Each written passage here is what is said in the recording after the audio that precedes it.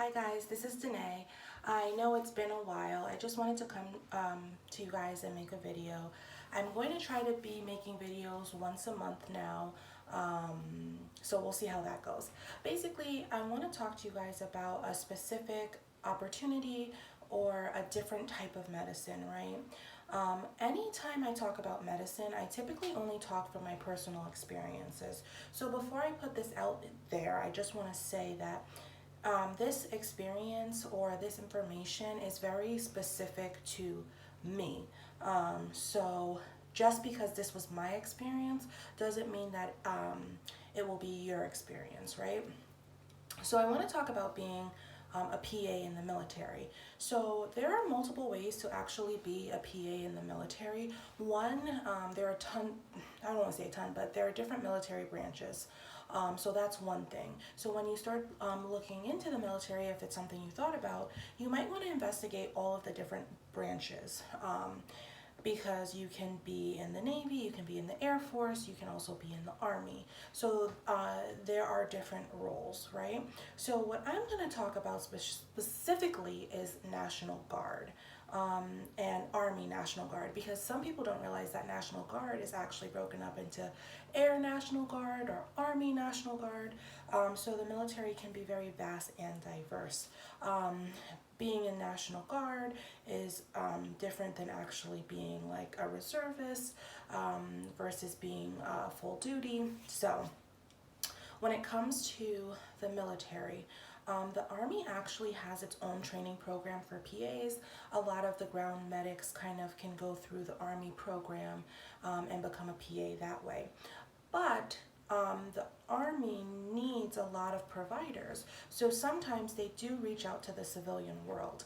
It is possible to be a civilian PA and sign a contract with the Army, even though you didn't go through the Army PA school. So my situation is about joining National Guard as a civilian PA that was trained on the civilian side.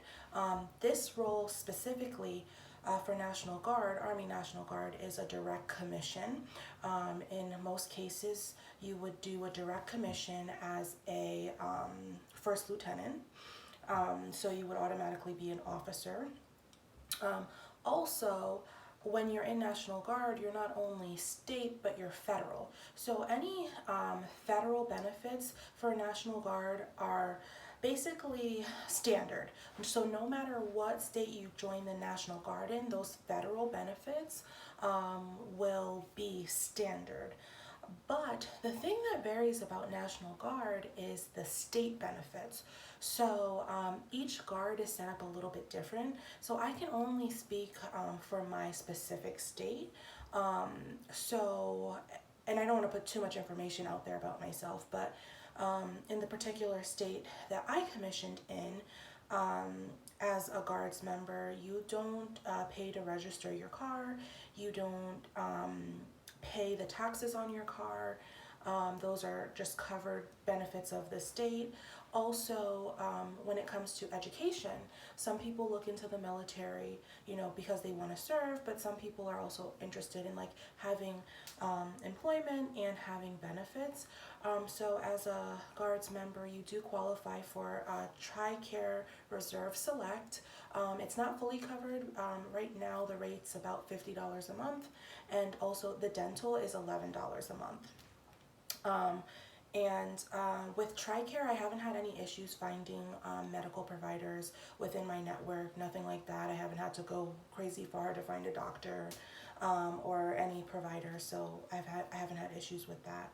Another benefit to my particular state, and my state is one of the few states that offers this incentive, is state school. So full tuition, it's not even a reimbursement. Like, you actually just don't have to pay. You get a waiver, and your tuition is covered for any state school. And a lot of, like, say if you were to do that in the state of New York, like, any SUNY CUNY school is covered. They'll only cover up to a bachelor's degree. But in my state, they'll cover you for a bachelor's, a master's, or a PhD. So it doesn't matter what level the degree is, the university forgives what would be the tuition that you would have to pay. So I would say that's one of the benefits. Also, the military kind of has little different pockets of specialty medicine that might be interesting. So I'll just talk about myself specifically, you know, being kind of interested in flight medicine and possibly being interested in critical care. Sometimes you can learn flight medicine. There's not that many places that you can apply flight medicine or actually learn that or go to flight school outside of the military. Please correct me if I'm wrong. There's so many schools out there. So if you guys know of a place that I just don't know of, please list it in the comments below. But yeah, that's an opportunity that I feel like would be harder to find. And then if you wanted to transfer that into the civilian world, you can be a part of like a flight critical care team. And with that type of background, military background, flight experience, I think it would be a smooth transition. Also, yeah, I would say that's pretty much it. My role specifically, I would say, is with my unit. I really just do physicals, helping soldiers be prepared for deployment, and when they return, making sure that their health is up to par. But that doesn't mean, because that's my experience, it doesn't mean that that's going to be your experience. You know, you can join and they can put you with a unit that's like out in the field, and you have to do field training for a week and not shower. So, you know, I'm not going to say that you're going to be in a nice air-conditioned building when you go for your service. Another thing is, when it comes to your service, usually it's 2 weeks in the summer and 1 weekend in the month. But for me, my service turned out to be a little bit different because of the unit I'm attached to. So my weekend requirement is a little bit off because we only do the 1 week in the summer. So when I'm putting out this video, I'm kind of just putting general information. It's really for you guys to go out there and say, hey, is this something that I would be interested in doing? And your experience might not reflect mine. It could be totally different. I can have an awesome experience. You can have an awesome experience still, but totally different. And I feel like there's so much opportunity within different organizations that the experience is going to vary so much person to person. So that's why I say, yes, I'll put this information out there, but it's really for you to ask questions, for you to explore, because your experience can be totally different than mine. The other thing that I would like to say is, if you guys are interested in my process on this journey, you can comment down below, and if people like the comment, I can continue to do videos as I go through this journey, talking a little bit about officer training school, talking more in depth about benefits, talking a little bit about my role, and just any general questions. But this military series is one of those things that I'm going to post when I can, just because I just want to document as I go through the process.